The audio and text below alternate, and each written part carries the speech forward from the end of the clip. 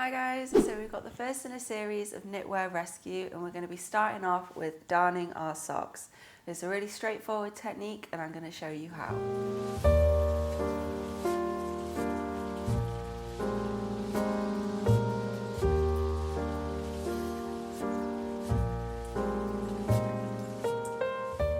So here's everything we'll need for our darning repairs today. So to start with, we've got a pair of socks and they'll have some holes in, so we're going to be mending these on our darning mushroom, which is just a wooden mushroom here. We've got some finer darning wool and a thinner but blunt darning needle for the thinner wool. So we've got two holes here, one in the heel and then one at the ball of the foot. I've left it for quite a while, so they really are starting to wear away. Like all the wool's gone, it's just the elastic inside the sock now. But I do really like these socks, they're very comfy, so I want to try and fix them. I've already done one of the socks. This one had like the most holes, so I've patched up the ball of the feet and along with the heel just to make them wearable again. This one can be used with pretty much all types of knitwear. It's like the simplest technique. It takes a bit of time, especially if you're doing them on quite a thin knitwear like this one. That's why we're going to be using thinner darning wool as opposed to just thick wool to begin with. But I can show you a simplified version of what we're going to be doing. So you can see it here. So we've got strands going down and then we're going to weave the strands going across on the opposite direction to secure the hole into place. With this is quite a chunky knitwear, so that one's been done with wool, but we're going to be using a finer darning wool for this technique, and we're going to be using the darning mushroom, especially when we're going over the heel of the sock. So let's get to it. So first things first, we're going to start with the heel of my sock and we're going to get it onto the darning mushroom so that the hole covers the face of the mushroom itself. So you might find, like with this one, the hole is too big, so it doesn't cover the whole face of it, but we can sort of do it in sections and we can sort of start in one corner and move our way along. So literally just get it onto the sock, onto the mushroom, and just sort of move it around until you're happy with the placement of it. And then what I do next is sort of give it a bit of a pull and a bit of a stretch to stretch out the knit, so you can start to see where the stitches are, and this will help us to pick up and sew along with our darning needle. So at this point you can actually use a bobble or a tie of some kind to sort of hold this tension into place, but for today I'm just gonna use my hand. So every time I put it down and pick it back up, I kind of need to note what kind of tension I'm holding it at so I don't reshape the heel altogether. I'm quite happy with that. I know I need to sort of cover this entire space here and maybe a bit over there where it's starting to wear away a bit more. So I've threaded up the smaller darning needle. It's still got a bit of a blunt end, but it's just finer so it can go through the fine knit of the sock. And then I've gone for a bit of a contrasting colour as well to do some visible mending. What we're going to be doing is looking at this one I showed you just before. We're going to be creating that sort of weave technique. We're going to start just a little bit above the hole. This will strengthen our darning just that little bit more because it's not starting from a point where the stitching is already weak to begin with. I haven't tied a knot in the end here because I'm going to show you a way of just sort of tucking away all those extra bits of loose thread, because we're going to actually start from the right side of the sock. So we're going to start around here. So I'm going to try and go into one knit, starting above the hole, skipping one channel and going to the next. And again, I'm just going to try and keep as straight as I can as I go along.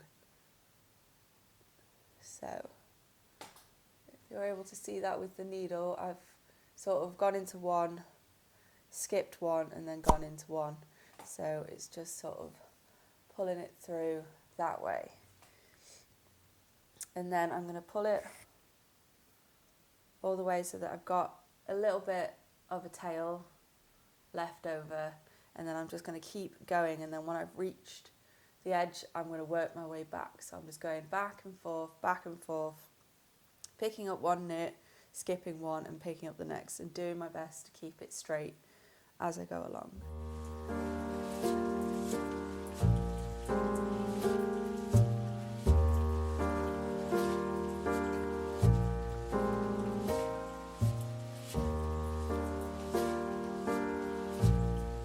I'm coming up to the edge of my darning mushroom, but not necessarily the edge I want to come to with my patch, so I just need to remember around this area I'm going to go a little bit further out, so it doesn't have to be a square, it can sort of be a bit of a circular shape or sort of triangle, any shape you want.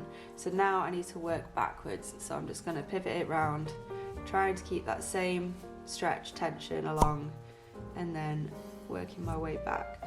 I'm also going to try and pick up the same channel each time, because when we're working down with our weaving technique, this sort of helps create that, what I was going to describe as sort of brick technique with those layers that kind of cross over each time. So I'm going to try and pick up the same one and drop the same one, and I'm going to also do my best to be really close to my first row, so as if I'm actually trying to go along the rows that have been knitted themselves.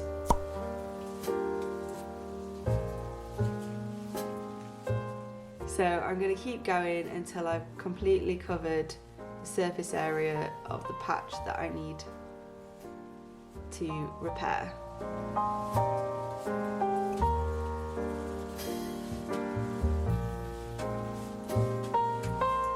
So I've reached the end again, so it's just a matter of turning it round, keeping that tension, and keep working back and forth, back and forth. Try and pick up the same stitches as before. So I just wanted to show you where I've got up to. I've been doing my weaving in and out stitching technique all the way along, and I've tried to keep pick up the same channel of stitching each time, ready to do sort of my cross direction when I come down. And I've gone a bit wider where the holes got wider as I've moved my way down the patch, and I was just going to show you that say none of this elastic was here, it was completely worn away and there was a full-on hole in the heel of my sock. It would be similar to this sort of technique, so I'd weave in and out, work my way across, and then when I reached the area that had no sock at all, I'd just leave a strand of wool completely across the hole and then start to pick up stitches on the other side. So I thought I'd just show you. I've done a few stitches here on the sort of the left hand side, and then if we sort of leave a strand of wool and then pick up some more stitches on the right hand side, and then pull it across, and then you'll have this sort of line here, which again we'll still use for when we do our cross direction.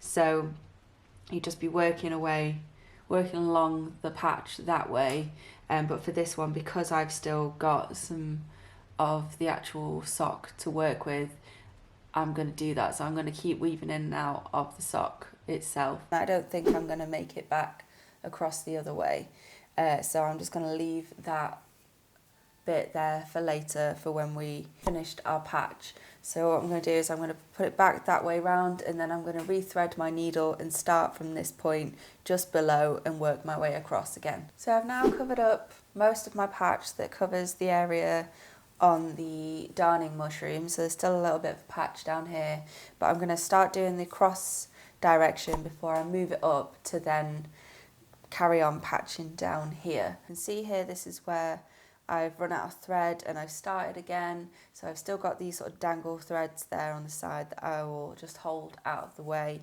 and I'm going to continue to hold a little bit of tension as I start to move across up and down on my patch here. So I want to again try and keep it nice and straight, so I'm not going to move up and move around with the shapes I've created. I'm just going to do my best to go up and down all the way along, following across where my stitches are and weaving in and out. And like I mentioned before, in a sort of brick style, so they're all in the cross direction, so like when you think of a woven basket. So using the same thread, the same wool that I've gone across with, I'm going to work upwards. So again, same principle, pick up one, skip one, pick up one and skip one, and try and keep it roughly in a straight line, following one channel at a time. This is why we did our best to pick up the same channels each time, so we can see those straight lines.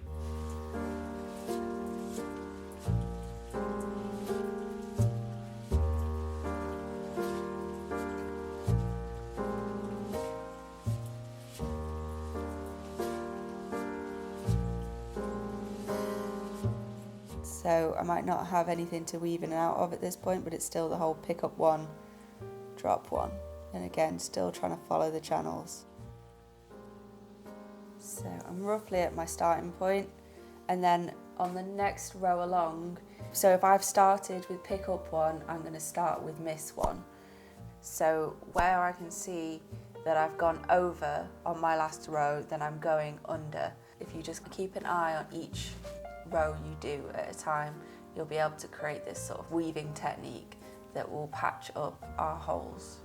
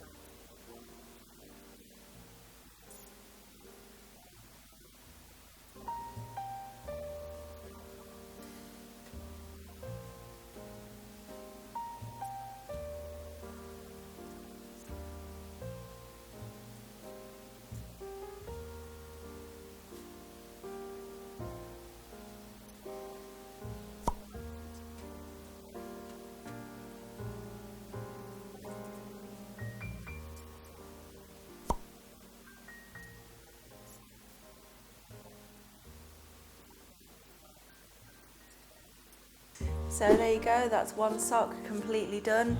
I've done some darning all across the heel and the ball of the foot, and I've just got a few more patches left to do on the other sock, and then they're both ready to wear again.